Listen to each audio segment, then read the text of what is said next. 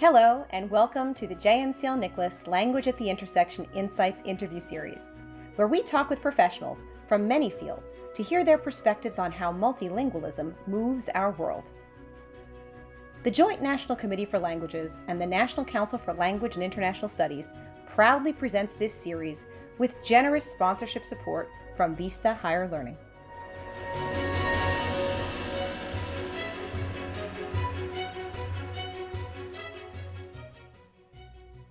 I'm Amanda Seawald, current president of the Joint National Committee for Languages and the National Council for Language and International Studies, JNCL-NCLIS, and I am joined today by our president-elect, Linda Ignatz, to introduce you to Ana Soler, a chairperson at National Association of Educational Translators and Interpreters of Spoken Languages, who will help us explore the intersection of language and access and how multilingualism moves her world.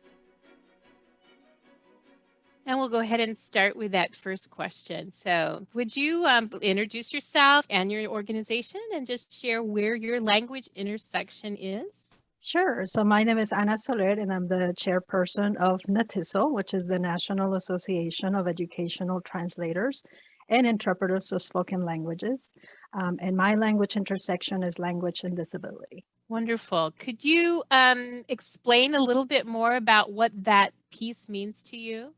That intersection and how that operates or functions in your work.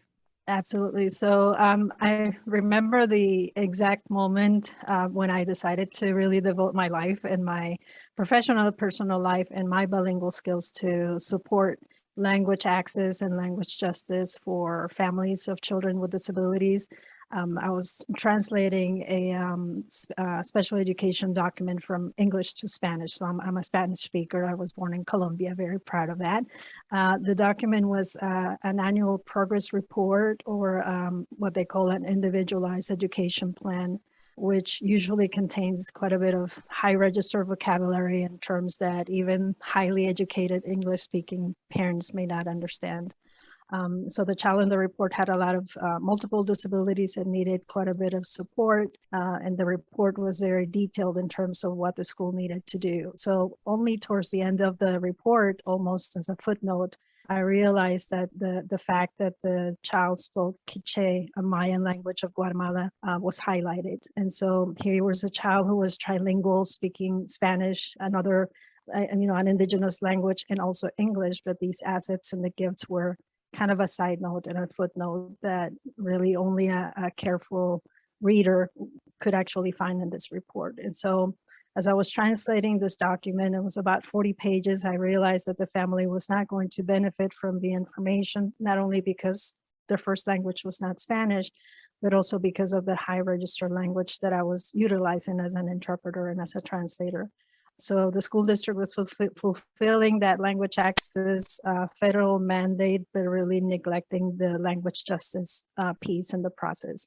So I started researching a lot of the experiences of multilingual families and found very little research. And so decided to start my PhD in special education because there was a lot of gaps in information and things that I could not find that were really researched by our own multilingual community and for our multilingual community.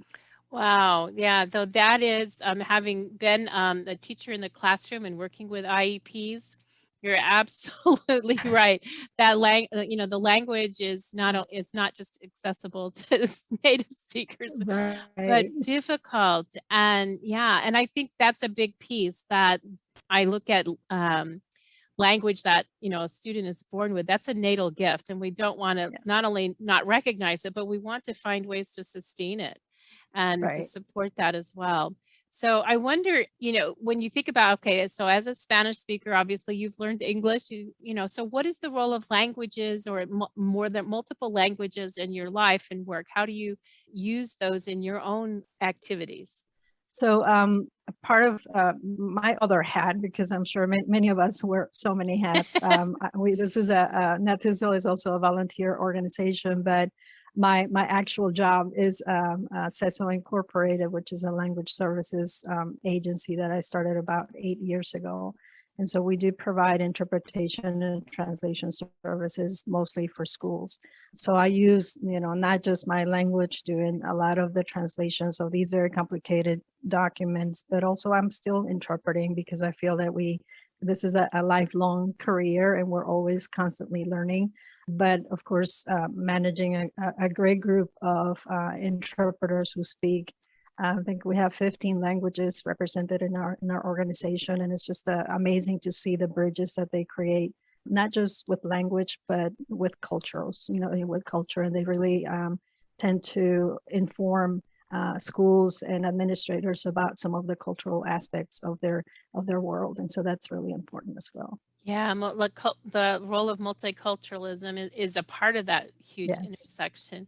Just out of curiosity, because you kind of brought that out, when we think about multiple languages, I think a number of individuals would be surprised sometimes to find out how many different languages are in a particular school district. Can you share one or two examples of, how many languages actually are at that intersection with disability? Sure. So one of my jobs right before I started CESO Incorporated was working with the largest school district here in the state of Georgia. And it's the largest and the most diverse. And so we have about 8 languages that are priority language, what they call. And of course, we have Spanish, Vietnamese, Korean, Chinese, Arabic, Haitian, Creole, French. Are usually the languages that we have represented in just our school district, but commonly those are the languages that we have requests for throughout the nation, really, in terms of not just working with special education, but in education in general. Thank you. So what parts do you think of your life would be not possible without multilingualism? Pretty much everything. So I think I am this work, honestly, and it's because of my experience, my personal experience as a bilingual young person. I came when I was 14. I spoke no English, and so I felt, firsthand those barriers that all of us, who have that experience have to encounter. But at the same time, that's what really makes you stronger and makes you really strive to maintain your bilingual skills.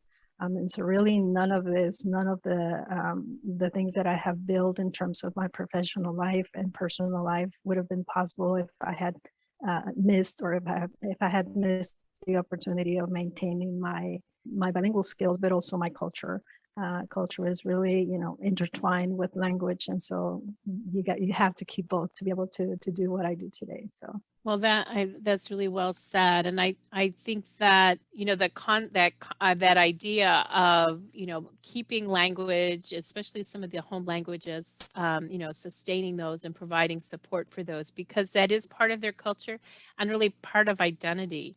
Yes. And I think so. If you think about it in that term, how would you say, or maybe share with whether it's our legislators who are going to hear these messages, or our sort of dedicated volunteers and language advocates that are coming from all over the country to participate, that how is multilingualism served then as an asset to society by supporting more than one language? So that's a great question. And I think that really multilingualism makes us stronger as a nation. It really highlights how interconnected we are as communities. I think instead of highlighting our differences in terms of language and culture, it really brings us together. At the end of the day, we're all humans, so we have a thread of commonality. But it really kind of raises the fact that we're more equal than anything else, right? And so it really brings that connection to each other to a higher extent. And of course, for our young population, we at NAETISL and also my other organization, we work quite a bit with young bilingual students, because we do want to highlight the fact that being multilingual is not just a gift; it's an amazing gift. But at the same time, it can also open a lot of professional doors. It could also enhance your career. You could also reach a lot more people with your multilingual skills. And so it really, it's such a giving gift that I think we do need to highlight, especially in our young population. So. Well, absolutely. And if we let's think more in depth about the young populations that you deal with when you talk about the intersection of language and disability. What are those challenges that those of us who don't work in that space would not know about or would not recognize? What are their unique challenges and as you said, what are maybe some of those opportunities? So in terms of the challenges, definitely there's a plain language barrier. So it's not just a language barrier, which I don't really like to call language a barrier. I think it's just, a different language that we speak. For example, if the parents speak Spanish and the school district, the teachers speak English, we do have a difference in languages. But at the same time, it's not just the language, it's the level of register, the type of vocabulary that we use in these settings, that even when we have interpreters who are qualified and trained and well versed in this language, they're still not going to be able to really relay the message that a parent needs to help their children. So in terms of, it's more of a systemic change that we need to make in language is part of that. It also has to do with really incorporating the fact that, our parents are the best teachers that we have for our children, and that we need to provide them with the tools to be able to really help their children as best as they can at home. And part of that is explaining what is going on at school in plain language, and that's not happening. So I think thank you. That is such an important message that, I mean, just even as an educator of language, those are things that I don't, I'm worried about, just sort of what the student is learning, but yeah. that area of communicating with parents. And I know in my own particular district, we didn't have counselors who were speakers of other language necessarily, so they'd bring down the language teacher to interpret. But you're Right. correct, that vocabulary is it's not just even understanding the vocabulary, it's the purpose of the vocabulary with, for example, with those IEPs. So wow, that's really helpful, and I thank you for sharing, because that's an incredible message, just even as an organization, that you have to share, that I don't necessarily know is getting out there. So I really appreciate having you share this today. Thinking about just the idea of language, how has that impacted you personally, as an educator or a professional or a leader in your field, or even potentially as a parent or community member? So it's really opened my mind to different perspectives, not just my own. It's also, as a Spanish speaker, I have learned to understand how our Spanish is not the same throughout those countries where Spanish is spoken, and it has really allowed me to value our differences. So one of the another hats that I wear is that I teach a couple of courses for the University of Georgia, and I talk to my students about the importance of highlighting our differences in Spanish and respecting those differences among each other. And so it's really opened my eyes to valuing other cultures and making sure that once again we highlight our language as an asset and not as a deficit, not as a barrier, because it does open quite a bit of really doors to the world. So that's great. That is so true. I was just in Mexico last week, and the week prior I was actually in Doha, Qatar, and there was huge disagreements and arguments over the Arabic, because the common Arabic is not the Arabic that's spoken in each of the individual countries. Yes. And it is that becomes that sort of question.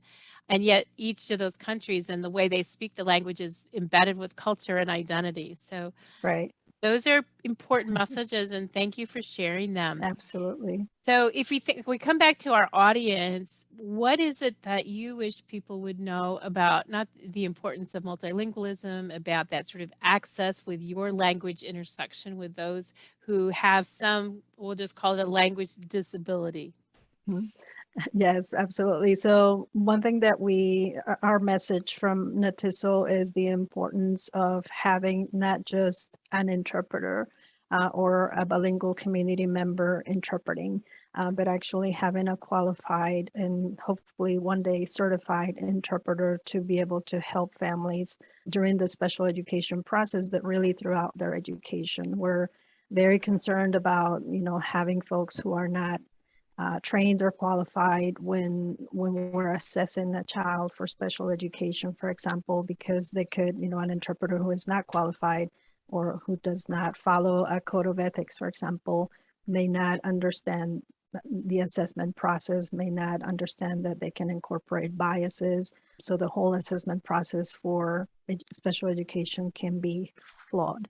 And so even at the beginning, we need to make sure that the interpreters that we use are qualified. And so our organization is working towards a national certification process so that we can start from scratch and making sure that we offer schools and our families the best interpreters they can have, because we believe they deserve it.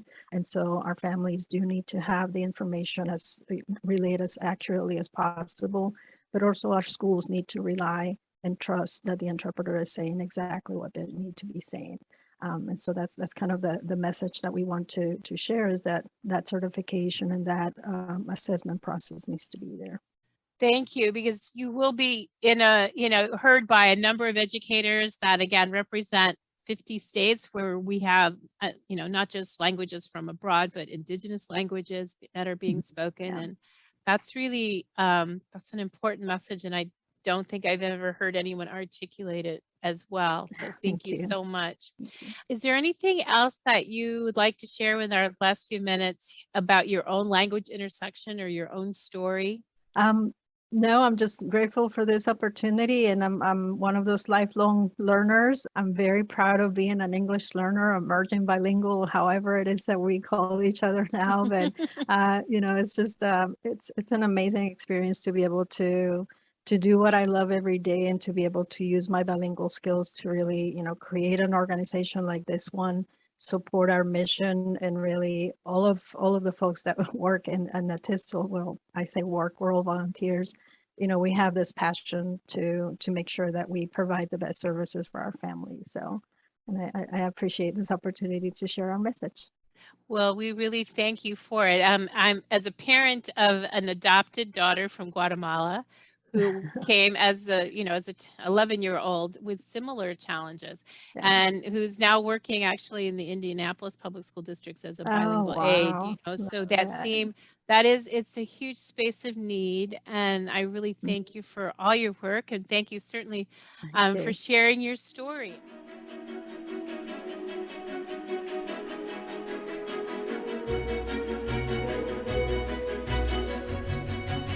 That concludes today's featured story from our Language at the Intersection Insights interview series.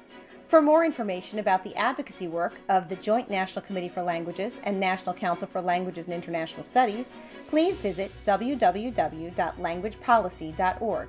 To learn more about this interview series, hear stories from other professionals, and explore how language moves our world, visit www.languagepolicy.org/language at the intersection. Thank you to our interviewees for sharing their stories. Thank you to our series sponsors, Vista Higher Learning. And thank you all for listening.